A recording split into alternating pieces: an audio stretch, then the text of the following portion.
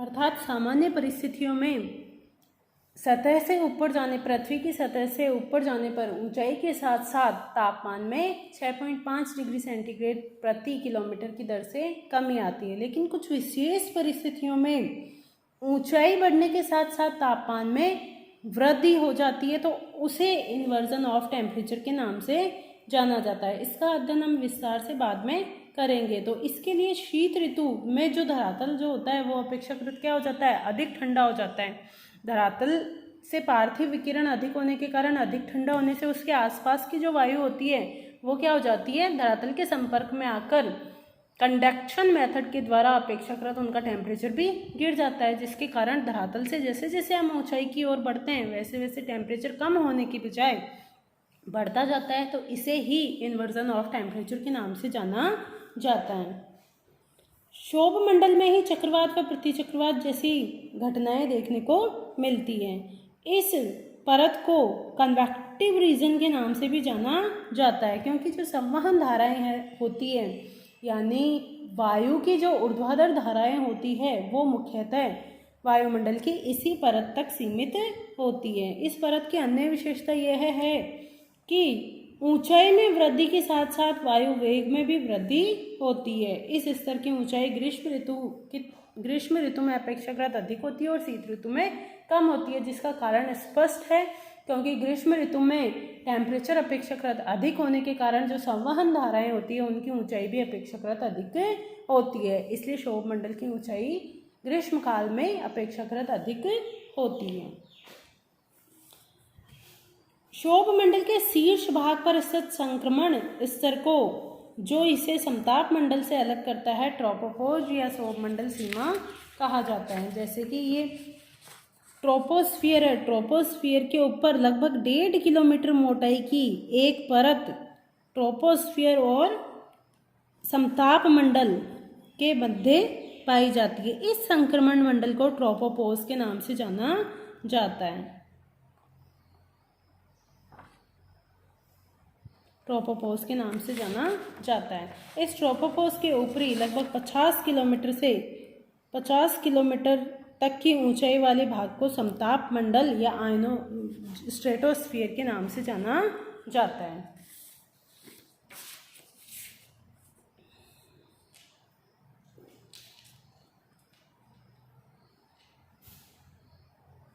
ट्रोपोपोज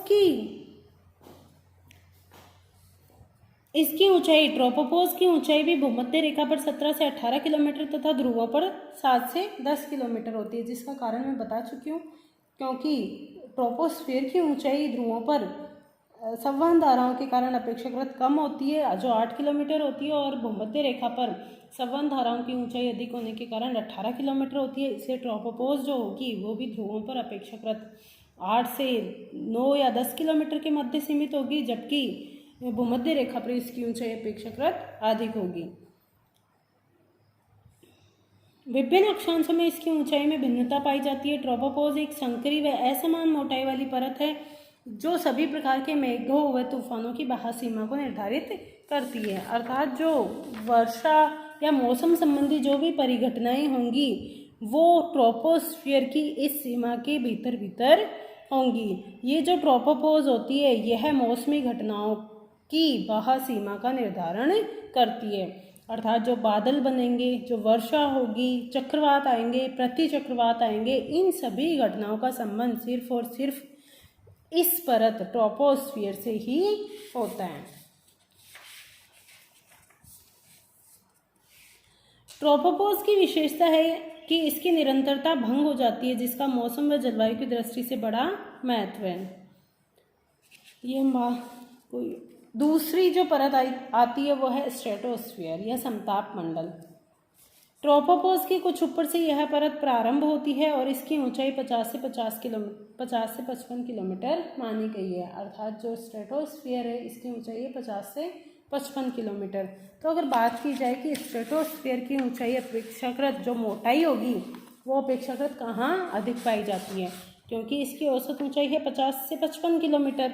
तो अगर पृथ्वी के धरातल से बात की जाए तो समताप मंडल की मोटाई अपेक्षाकृत ध्रुवों पर अधिक होती है और इसकी मोटाई जो होगी वो भूमध्य रेखा पर अपेक्षाकृत क्या होगी, कम होगी।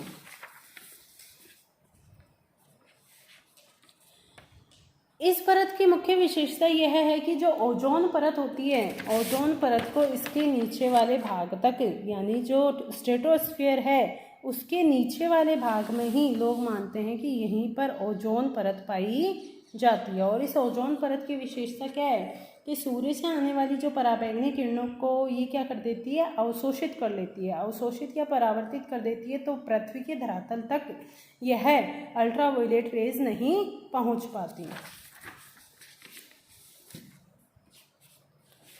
स्ट्रेटोस्फीयर की विशेषता यह है, स्ट्रेटोस्फीयर इसलिए कहा जाता है कि यहाँ पर अगर बात की जाए तो समताप रेखाएं समानांतर न होकर लंबवत होती है, अर्थात यहाँ पर तापमान जो होगा वो ऊंचाई के साथ साथ क्या होगा, समान होगा। ऊंचाई में तापमान में वृद्धि नहीं दर्ज की जाती, तो समान तापमान के कारण ही इसे समताप मंडल के नाम से जाना जाता है।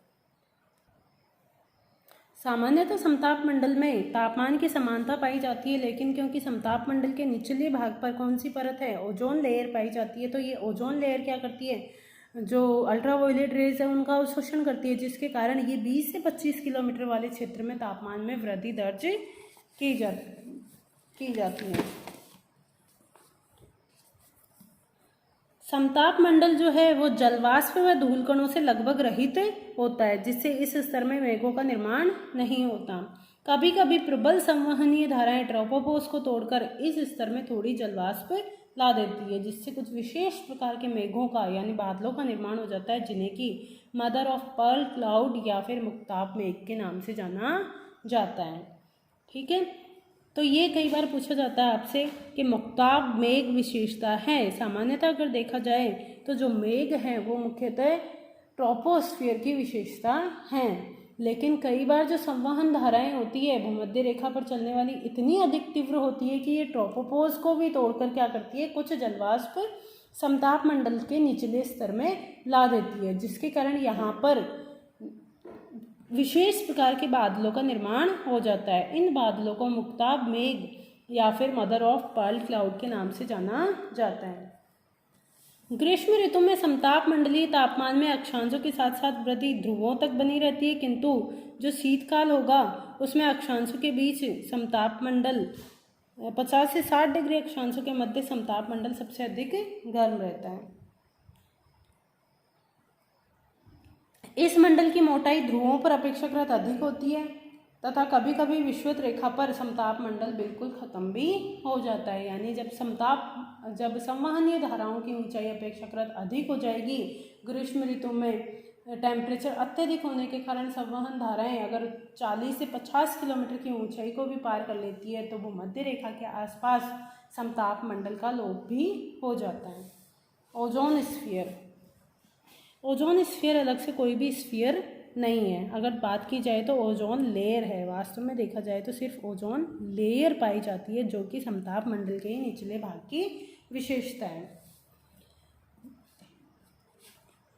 तो ओजोन की गैस की हम विशेषता पढ़ चुके हैं कि इस परत की मुख्य विशेषता है सूर्य से आने वाली अल्ट्रावायलेट रेज का अवशोषण करना, और यह अवशोषण करने के कारण इस क्षेत्र में तापमान अपेक्षाकृत अधिक बढ़ जाता है और यह पराबैंगनी किरणें पृथ्वी के धरातल तक नहीं पहुंच पाती, जिसके कारण जो जीव जंतु है वो इनके दुष्प्रभाव से बच जाते हैं। बात की जाए मीजोस्फीयर की तो 50 किलोमीटर तक स्ट्रेटोपोज पाई जाती है, उसके बाद 50 से लेकर 80 किलोमीटर तक मीजोस्फीयर पाया जाता है। मीजोस्फीयर परत पाई जाती है 50 से 80 किलोमीटर के मध्य, 50 से 80 किलोमीटर के मध्य मीजोस्फीयर परत पाई जाती है। और समताप मंडल स्ट्रेटोस्फीयर और मीजोस्फीयर के मध्य जो संक्रमण मंडल पाया जाता है 1 से 1.5 किलोमीटर 3 किलोमीटर की मोटाई वाला, इसको कहा जाता है क्या, स्ट्रेटोपोज। इसको ट्रोपोस्फीयर और स्ट्रेटोस्फीयर के बीच की जो संक्रमण सीमा है उसको ट्रोपोपोज के नाम से जाना जाता है। स्ट्रेटोस्फीयर और मीजोस्फीयर के बीच की जो संक्रमण मंडल है उसको स्ट्रेटोपोज के नाम से जाना जाता है। इसके बाद जो परत आती है उसको कहा जाता है क्या, आयनोस्फीयर। इसके बाद जो परत है उसको आयनोस्फीयर के नाम से जाना जाता है। ठीक है, आयन मंडल। आयन मंडल या जो है वो मीजोस्फीयर के ऊपर स्थित है। मीजोस्फीयर की अगर बात की जाए तो ऊंचाई में वृद्धि के साथ साथ 5 डिग्री सेंटीग्रेड प्रति किलोमीटर की दर से यहाँ टेम्परेचर बढ़ता है। तो मीजोस्फीयर में टेम्परेचर क्या होगा, ऊंचाई बढ़ने के साथ साथ टेम्परेचर में भी वृद्धि होगी। इस स्तर का अधिकतम तापमान धरातल के निकट के तापमान से अधिक होता है। इस उष्ण स्तर को मीजोस्फीयर के नाम से जाना जाता है। रासायनिक प्रक्रियाओं की प्रधानता के कारण वैज्ञानिक इसे कीमोस्फीयर भी कहते हैं। तो मीजोस्फीयर के बाद में जो वो आयनोस्फीयर है,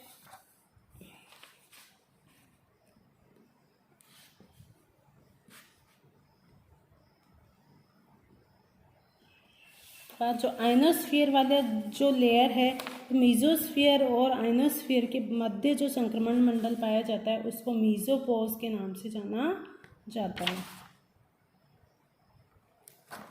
मीजोपोज के बाद में जो नेक्स्ट लेयर आती है वो है आयनोस्फीयर। इस स्तर का प्रारंभ धरातल से लगभग 60 किलोमीटर 80 किलोमीटर, सामान्य देखा जाए तो 80 किलोमीटर की ऊंचाई पर होता है। कुछ वैज्ञानिक इसकी ऊपरी सीमा 500 किलोमीटर या कुछ 1000 किलोमीटर तक मानते हैं। इसके अस्तित्व का आभास सबसे पहले रेडियो तरंगों के द्वारा मिला। इसके बाद अरोरा जो बोरेलिस और अरोरा ऑस्ट्रेलिस की घटनाएं हैं, इनके द्वारा भी आयनोस्फीयर की जानकारी मिली। ओजोन मंडल मीजोस्फीयर के 80 किलोमीटर की ऊंचाई पर घटकर तापमान -38 डिग्री सेंटीग्रेड हो जाता है।